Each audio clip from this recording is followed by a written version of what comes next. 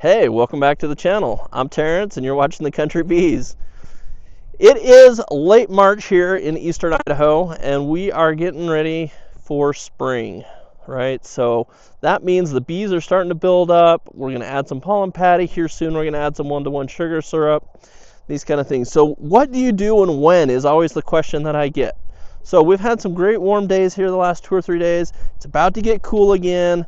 I've seen the bees bringing in pollen. So to me, that's an indication that they're getting something out there, probably from willow trees or that.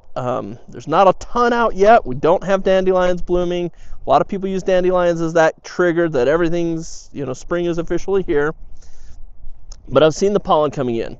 That tells me that my colonies are probably brooding up, right? I haven't opened them up. I haven't done a deep inspection. But if they're bringing in pollen, they're taking it somewhere, they're feeding it to baby bees. So, knowing that my temperatures are also about to cool off a little bit, I want to make sure that they continue to have that pollen for all the brood that they've started raising. I want that momentum to go. So I've got spring pollen patties. These are the patties that have higher protein content. They're designed for spring. I'm going to add 1 patty to each hive.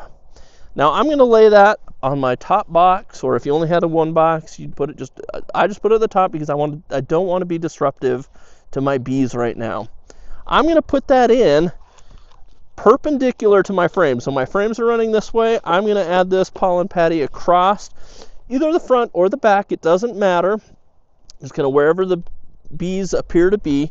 What I don't want to do is I leave an inner cover on my hives. I do not want to block this. Whether you've got a circle or an oval opening here, I don't want to block that with a pollen patty because I'm going to come add some 1-to-1 sugar syrup here in a few days when the temperatures stay consistently above 50 degrees. I want to be able to just pop that on, put a different box around it, and not have them competing, trying to get around a pollen patty to get to the syrup. I don't want this scenario.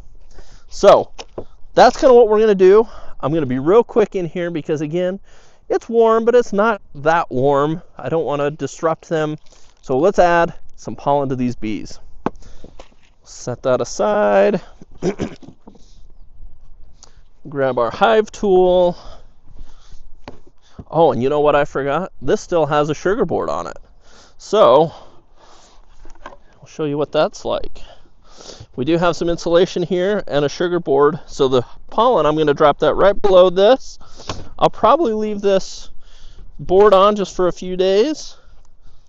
There we go.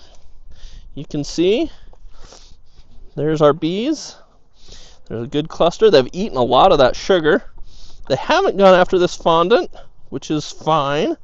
It was just emergency backup food for them. We'll pull that off to make room. This is an old pollen patty from last fall.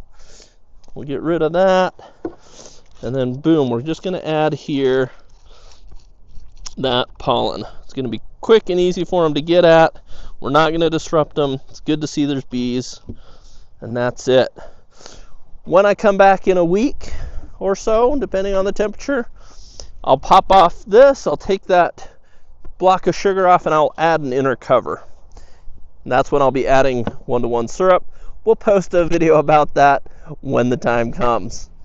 But until then, these bees, they're ready, they're building, everything should be good. Thanks for watching. If you found this content helpful, give it a like.